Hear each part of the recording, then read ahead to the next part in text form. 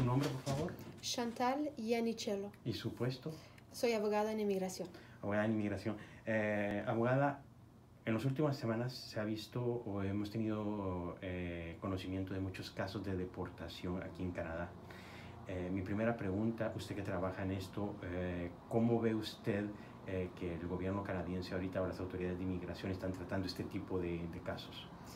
Obviamente en la ley de inmigración el artículo 48 impone a los agentes de inmigración de actuar de la manera más veloz posible para deportar a la gente. Entonces tienen una obligación ellos legal de acelerar los reenvíos cuando una persona está bajo una deportación o que ya la medida de deportación se puede poner en efecto.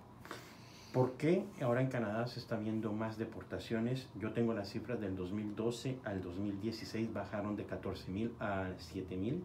En el 2017 subieron a 8,500 y ahorita al 6 de abril van más de 1,500. En el Laval hay 40 personas ahorita detenidas y se están oyendo más este tipo de cosas que están pasando aquí en Canadá, que se oye un poco como Estados Unidos. ¿Siempre se ha dado así o no? Es una buena pregunta. Yo personalmente no noté una diferencia porque obviamente en el trabajo siempre hay personas detenidas, pero es una buena pregunta, honestamente. No sé si usted tendrá una respuesta y tal vez lo puedo reformular o puedo... Bueno, simplemente que están subiendo las deportaciones a partir del 2016 al 2017 y ahorita ya van más de 1,500. ¿Es esto porque el gobierno está presionado o no?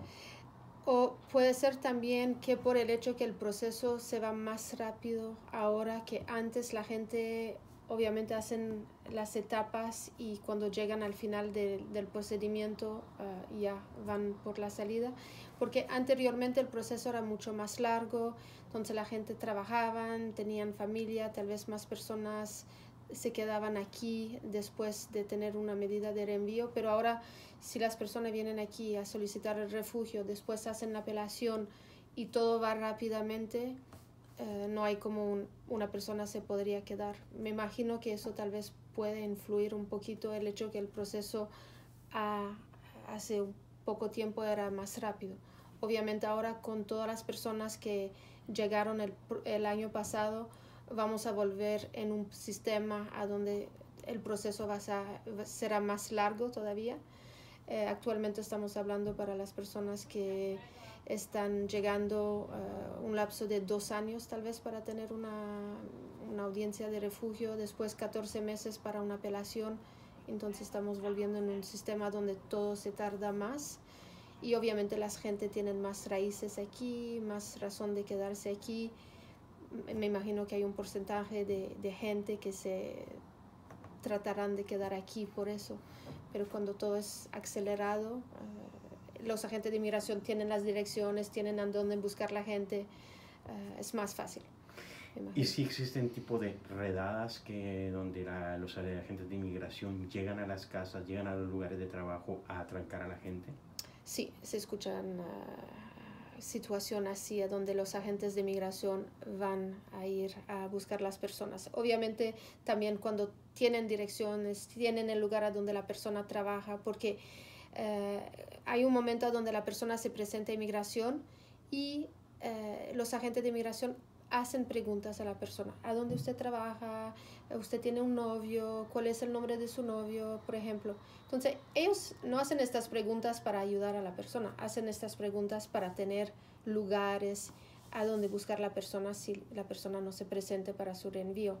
Y obviamente si la persona no se presente, poco tiempo después van a estar buscando a la persona. Abogada, ¿y esto lo hacen de manera arbitraria y con violencia o según lo que usted ha visto con sus clientes? Porque nosotros tenemos queja, por ejemplo, en el caso de Lucy, en el que están diciendo de que la violentaron. Tengo otros casos donde no. Exactamente. Bien, yo también escuché casos a donde los agentes de inmigración fueron agresivos, utilizaron fuerza, utilizaron muchos agentes de inmigración para arrestar una sola persona que no tiene antecedentes criminales.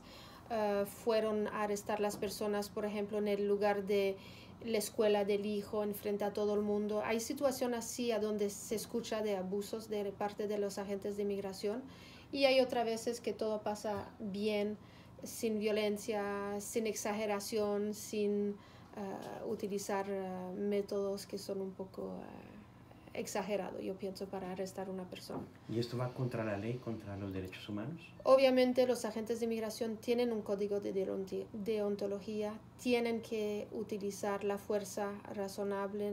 Si la persona, como en el caso de Lucy, por ejemplo, estamos hablando de una señora donde no tiene antecedentes de criminalidad, no tiene antecedentes de violencia, no hay por qué utilizar una fuerza en este momento. Entonces, los agentes tienen que comportarse bien con una persona. Entonces, sí podemos, si la persona está bajo un mandato de arresto, se puede proceder al arresto de la persona, pero no hay por qué utilizar una fuerza excesiva.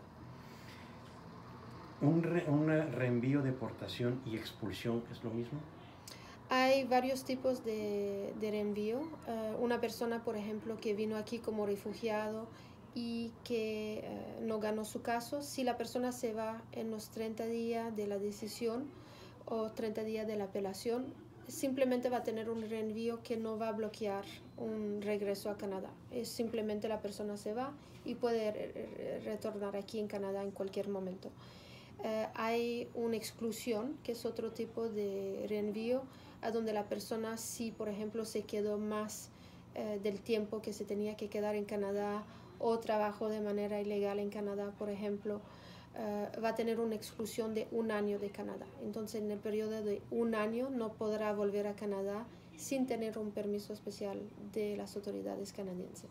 Y el tercer tipo de reenvío sería una expulsión, que es por vida. Entonces, si por ejemplo una persona que pidió el refugio no fue aceptada, no se fue en los 30 días, o una persona que se quedó de ilegal aquí en Canadá, o una persona que tiene criminalidad, todas estas personas van a entrar en una expulsión y por vida no podrán regresar a Canadá sin tener un permiso, una autorización de las autoridades canadienses para regresar. Y esta expulsión es lo que normalmente le llamamos deportación. Exactamente. Y que los latinos dicen necesitamos un perdón para regresar. Lo que no es realmente un perdón, es una autorización para regresar. Que no es fácil conseguirla. Depende del caso. Si estamos hablando de una persona con criminalidad, puede ser más difícil. Yo últimamente vi una persona que simplemente se había quedado después de los 30 días, una persona latina, y solicitó un permiso para regresar, se lo negaron, entonces me vino a ver después de tener la negación. Pero la persona tiene que explicar realmente por qué no respetó la ley. Entonces, aún de no saber que yo me tenía que ir en los 30 días, normalmente no es un motivo suficiente para explicar eso. Pero es importante de saber que la agente de inmigración que va a estudiar el caso de la autorización, él tiene un poder discrecionario de aceptarlo o no.